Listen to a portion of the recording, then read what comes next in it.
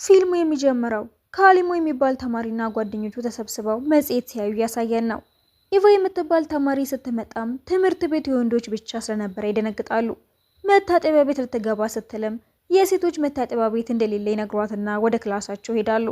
ኢቫ ወደ ክፍል ስትመጣም ተማሪዎቹ በድጋሚ ደንግጠው ማፍጠጥ ሲጀምሩ አስተማሪዋም እንግዲህ ኢቫ ትምህርት ቤቱ ከተከፈተ ጀምሮ የመጀመሪያው ሴት ተማሪች ናት፣ በደንብ ተቀበሏት ትላቸውና ኢቫም ካሊሞ አጠገብ ሄዳ ትቀመጣለች። በረፍት ሰዓት ሙሉ ተማሪዎች ሲያፈጥባት የካሊሞ ጓደኞችን ለማዋራት ትሞክራለች።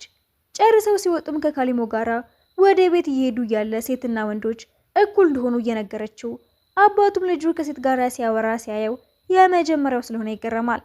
እራት ሲበሉም ካሊሞ ትምህርት ቤቱ ከተመሰረተ ጀምሮ የመጀመሪያው ሴት ናት እኮ። አባቱም እኔ ግን ወንድና ሴት አንድ ላይ መማራቸው ጥሩ ነው ብዬ አላስብም ይለውና በነጋታውም ካሊሞ የፍቅር ዘፈን እየዘፈነ ሻወር ሲወስድ አባቱ ይሰማውና ከኢቫ ፍቅር እንደያዘው ማሰብ ይጀምራል። ካሊሞም ከኢቫ ጋራ ብዙ ሰዓት ማሳለፍ ስለፈለገ ቁርስ ሳይበላ ይወጣል። ሙሉ ጊዜውንም እሷ ላይ እያፈጠጠ ያሳልፋል። ሲወጡም ፊልም ላዩ እንዳሰቡ ስታውቅ እኔም አብሬያችሁ ብሄድ ደስ ይለኛል ትላቸውና ጓደኛው ግን ልታጣላቸው የፈለገች ስለመሰለው እኔ ምንም አልወደድኳትም ከኛ ብትርቅ ደስ ይለኛል ይለውና ጨርሰው ሲወጡ የሚሆኑ ድርዬዎች እነ ካሊሞን ነገር ይፈልጓቸዋል። ኢቫም ምን ሆነ ነው ዝም ብለህ የምትጮኸው? እንደዚህ ስሜታዊ የሚያደርግ ከቤተሰብ ጋር ያለብህ ችግር ሊሆን ስለሚችል መጀመሪያ እሱን ፍታው እሺ ስትለው ስላፈረ ጥሏቸው ይሄዳል። እነ ካሊሞን በጣም ደስ የምትል ልጅ እንደሆነች ማሰብ ይጀምራሉ። ፍቅረኛ አላችሁ እንዴ? አይ እኛ ብዙም ስለ ሴቶች አንጨነቅም።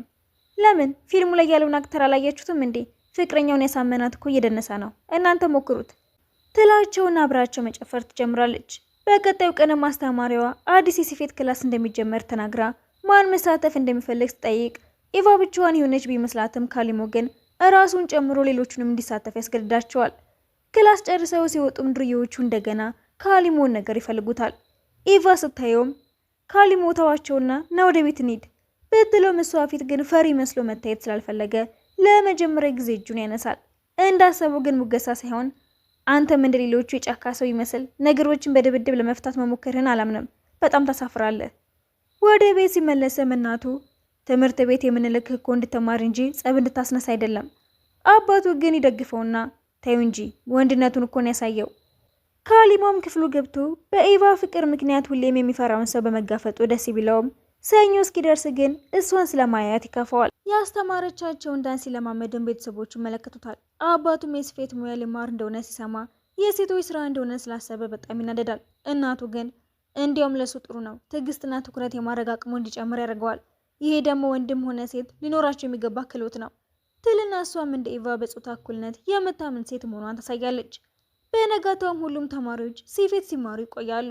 አንዱ ጓደኛቸው ግን ነግሬያችሁ ነበር፣ ይህች ልጅ እንደ ጅል እሷ እንድንከተላት እያደረገችን ነው ሲል ብትሰማውም እንዳልሰማችሁ ሆና ታልፈዋለች።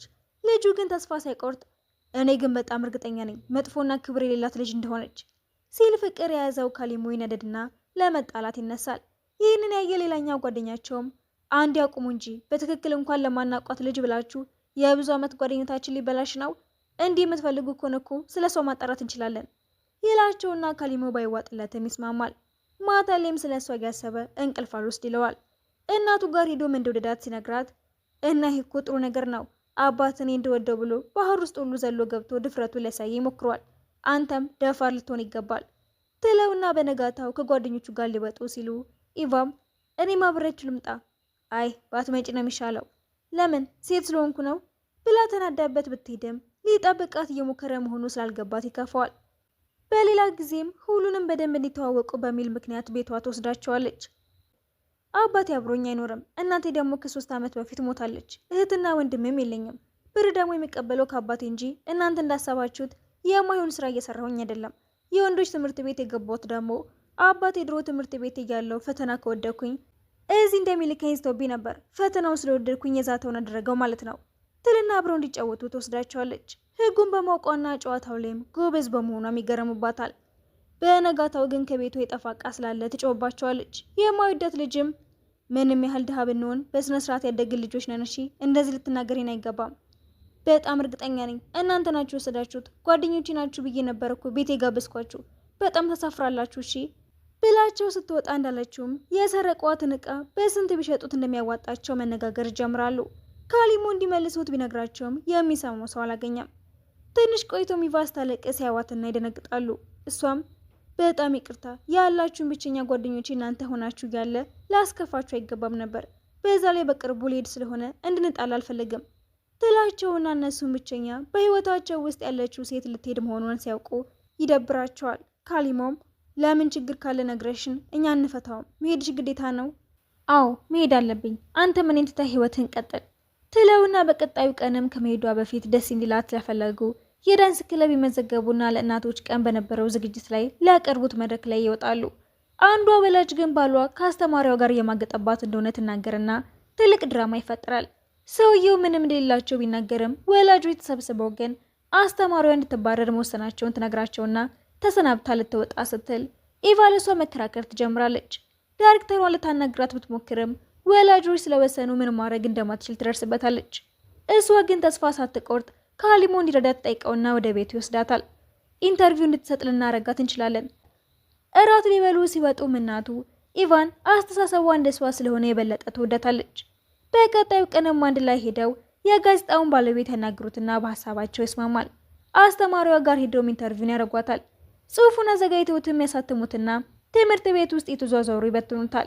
ዳይሬክተሯ ይሄንን ስታይ በጣም ትናደድና ቢሮዋ ጠርታቸው ኢቫ ድፍረትሽን አድንቄዋለሁ፣ ግን የጻፍሽው ነገር እውነት አይደለም። ምንም አይነት ዋጋ ቢያስከፍለንም የሴቶች መብት መጠበቅ ያለበት ይመስለኛል። ጥሩ ዋጋውን መክፈል ከፈለግሽ አንቺም ሆነ ካሊሞ ከትምህርት ቤት ተባራችኋል። ካሊሞን ቤት ሲገባ በተፈጠረው ነገር ምክንያት ከአባቱ ጋር መጣላት ይጀምራል። ወዲያው ግን ኢቫ ትደውለትና ኢንተርቪው ካረጉ ወደ ትምህርት እንዲመለሱ እንደተፈቀደላቸው ትነግረዋለች። በነጋታውም ዳይሬክተሯ ጋር ሄዱና ምን እንደሚያደርጉ ሲወያዩ ስልክ ይደወለትና አስተማሪዋ ሰውየውን ተኩሳበት፣ እሷም ወደ እስር ቤት ሰውየውም ወደ ሆስፒታል እንደገባ ይነገራታል። ኢቫ ይህንን ሁሉ ያወቀችም ለአስተማሪዋ መደገፏን ትቀጥላለች። ካሊሞም ለሷ ያለው ፍቅር እየጨመረ ይመጣል። ሰውየውን ለመጠየቅ ወደ ሆስፒታል ሄዱናም ልጁን ያጽናኑታል። በቀጣዩ ቀንም አስተማሪዋን ለማየት ወደ እስር ቤት ሲሄዱ የተከሰስኩት በውሸት ነው፣ ፓርክ ውስጥ እንድንገናኝ ቀጥሮኝ ይመተኝና ይስድበኝ ጀመረ። ራሴን ለማዳን ስል ነው የተኮስኩበት። ሁሌም ቢሆን ቦርሳዬ ውስጥ ሽጉጥ አስቀምጣለሁ፣ ምክንያቱም በተገናኘን ቁጥር እኔ ላይ ጥቃት ለማድረስ ስለሚሞክር ራሴን ለመከላከል እንዲሆነኝ ነው ትላቸውና ሲወጡም ካሊሞ የተናገረችውን በፍጹም ማመን አልችልም፣ የሚመታት ከሆነ ለምን አብረው ትሆናለች? ሴቶች ብቻቸውን የመሆን ፍራቻቸው ከማንም ጋር እንዲሆን ያደርጋቸዋል ትለውና ትምህርት ቤት ሄደው ለዳይሬክተሩ የደረሱበትን ይነግሯታል። እሷ ግን ምንም ቢፈጠር ሰውየውን ኢንተርቪው እንዲያደርጉ ታስገድዳቸዋለች። እሱ ጋር ሲሄዱም የተፈጠረው ነገር በሙሉ አይገባኝም፣ እኔ ለቤተሰቤ ብዬ ሰርቄ እስር ቤት የገባው ሰው ነኝ። ያችም ሴት ብትሆን ፈልጋኝ ስትመጣ ስለከለከልኳት ነው ይሄንን ሁሉ የምታረገው ይላቸውና ኢቫ ያለውን በሙሉ ባትቀበለውም ካሊሞ ግን እንደሚደግፈው ይናገርና ይጣላሉ። እንዲለያዩ ሀሳብ አቅርቦ ጥላው ስትሄድም ሁኔታው ይብስበታል። ስለሷ እያሰበ መብላትም ሆነ ትምህርቱ ላይ ማተኮር ያቅተዋል። ማዋሪያ ሰበብ እንዲሆነውም የሰውየውን ልጅ ሊያናገረው ሄድና ሲጀመር አባቴ ዋሽቷቸዋል፣ እንኳን እኛ ሊጠብቀን ይቅርና ባገኙ አጋጣሚ ነው ሁሌ የሚመታን። እስር ቤት የገባው ራሱ ባልደረባውን ደብድቦ ነው። ይህንን እንደሰማው ኢቫ ጋር ሄዶ ይነግራትና አስተማሪዋን ለማስፈታት አንድ ላይ መስራት ይጀምራሉ። ወደ ፓርክ ሄደው ምስክር መፈለግ ይጀምራሉ። ካሊሞም ለምንድነው ግን አስተማሪዋን ለማዳን እየሞከርሽ ያለሽው? እናቴም እንደሷ ከሌላ ሰው ፍቅር ይዟት ከቤት ወጣ ነበረ፣ ግን የሰውን ንግግርና ስድብ ስላልቻለችው እራሷን ጎዳች። አስተማሪያችን ለይህን እንዲደርስ አልፈልግም። ወደ ሰውየው ጋር ሄደውም ክሱን ካልተባው እንደሚያጋልጡት ሲነግሩት ይስማማል።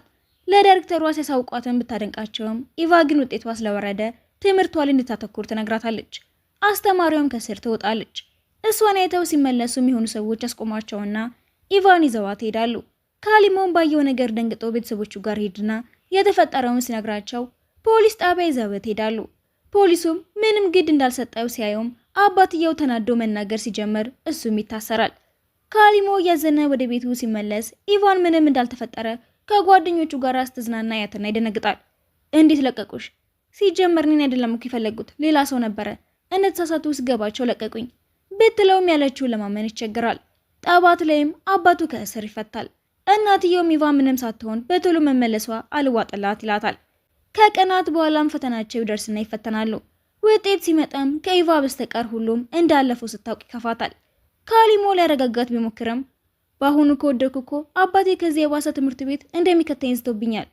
አትጨነቂ በቃ እኔ ረዳሻለሁ ቢላትም እሱን ትታ ትምህርት ቤት ውስጥ ከሚጠላው ልጅ ጋር መሆን ትጀምራለች። እነ ካሊሞም የምታደርገው ነገር ግራ ያጋባቸዋል።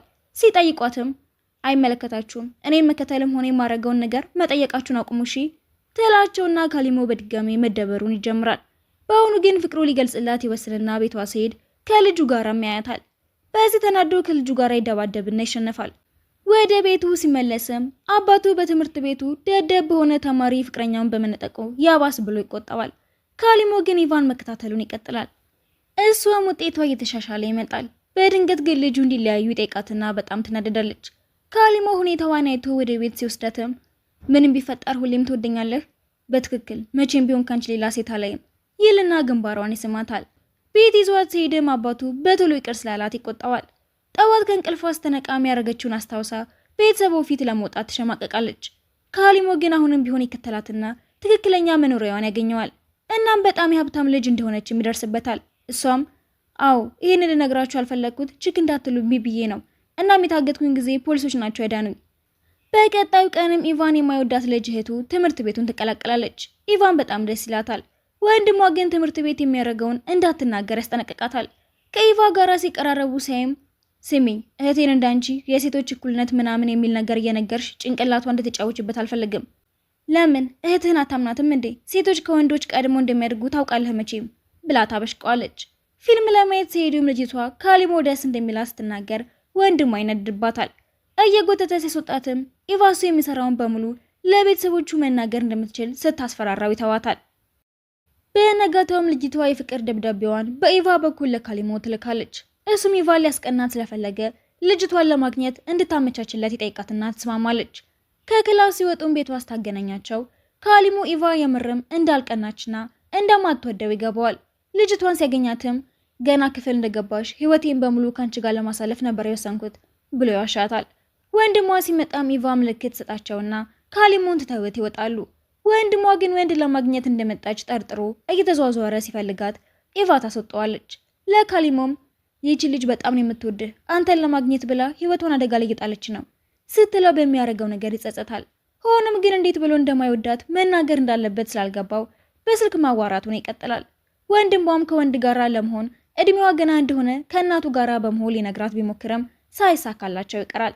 በነጋታውም ልጅቷ ካሊሞን ለምን አንድ ላይ እንደሆነ ለሁሉም አንናገርም? እሱ ማድረግ አልችልም፣ ወንድምሽ እኮ ጓደኛዬ ነው እና ምን አገባኝ፣ እኔ ራሴን እኮ ውሳኔም መስጠት የምችል ነጻ ሴት ነኝ ስትለው ኢቫን የተከተለቻት እንደሆነ ስለገባው ኢቫ ጋራ ሄዶ እንድታለያየው ይጠይቃታል። በሀሳቡ ተስማምታን ቤቷ ታገናኛቸውና እንደማይፈልጋት በግልጽ ይነግራታል። ልጅቷ ማልቀስ ጀምራለች። ከዛን ቀን ጀምራም ድብርት ውስጥ ስለገባች ወንድሟ የምትወደውን ሰው ማን እንደሆነ ቢጠይቃትም እንደማይመለከተው ነግራው ትሄዳለች።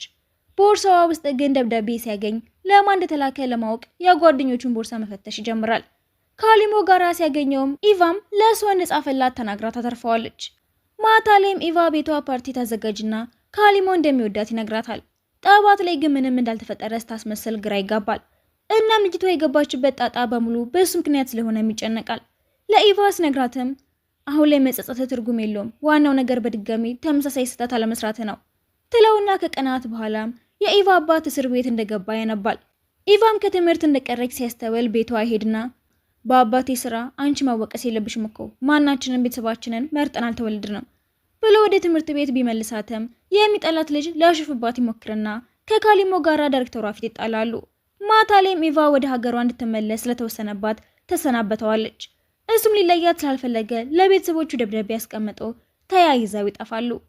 ብዙም ሳይቆይ ግን የተደበቁበትን ቤት ፖሊሶች ስላገኙት እሷን ጓደኛው ጋር ልኳት ወደ ቤት ቢመለስም የጓደኛው እናት አግኝታት ለፖሊስ አሳልፋ እንደሰጠቻት ይናገረዋል። የካሊሞን ማዘን ሲያይም አባቱ አብራቸው እንድትኖር ቢወስንም የእሱ አባት ግን ስላልፈቀደላት ወደ መጣችበት ሀገር ትመለሳለች። ቀናቶች ቢያልፉም ካሊሞ ግን ስለ እሷ ማሰቡን ማቆም አልቻለም። አንድ ቀንም የጓደኛው እህት ትደውልና እርጉዝ እንደሆነች ስትነግረው በድንጋጤ ደርቆ ይቀራል። ሆኖም ግን መቼም ቢሆን ከኢቫ ውጪ ማንንም መውደድ እንደማይችል ሲያስብ እያሳየን የመጀመሪያው ምዕራፍ ይጠናቀቃል።